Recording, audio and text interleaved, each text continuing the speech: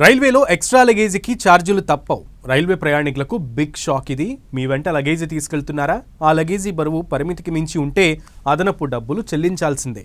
అయితే ఓ ప్రయాణికుడు తన వెంట ఎంత లగేజీ తీసుకెళ్తే ఫ్రీగా అనుమతిస్తారు, పరిమితికి మించి లగేజీ తీసుకెళ్తే ఎంత అదనపు ఛార్జీలు చెల్లించాల్సి ఉంటుందనే విషయాన్ని లోక్సభలో కేంద్ర మంత్రి అశ్విని వైష్ణవ్ వివరించారు.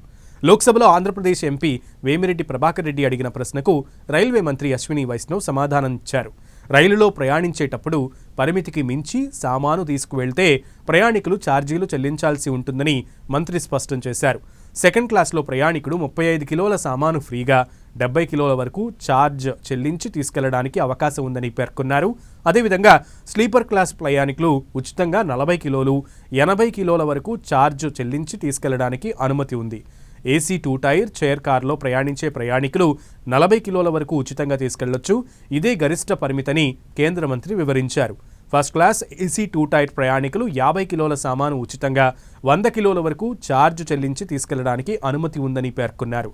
ఏసీ ఫస్ట్ క్లాస్ ప్రయాణికులు 70 కిలోల వరకు ఉచితంగా, 150 కిలోల వరకు ఛార్జ్ చెల్లించి తీసుకెళ్లవచ్చని కేంద్ర మంత్రి లోక్సభ వేదికగా వెల్లడించారు. ఐఆర్సీటీసీ వ్యాలెట్లో డిపాజిట్ చేసిన సొమ్మును విత్డ్రా చేయడం కుదరదని రైల్వే శాఖ మంత్రి అశ్విని వైష్ణవ్ స్పష్టం చేశారు. ఆ మొత్తంలో కేవలం టికెట్లు మాత్రమే కొనుగోలు చేయగలమని క్లారిటీ ఇచ్చారు. ఆ ఖాతా పూర్తిగా క్లోజ్ చేసిన సందర్భంలో మాత్రమే అందులో ఉన్న మొత్తం బ్యాంకు ఖాతాకు బదిలీ అవుతుందని చెప్పారు. ప్రీపెయిడ్ ఇన్స్ట్రుమెంట్స్కు సంబంధించి ఆర్బీఐ జారీ చేసిన నిబంధనలు విత్డ్రాకు అంగీకరించవని కేంద్ర మంత్రి స్పష్టం చేశారు.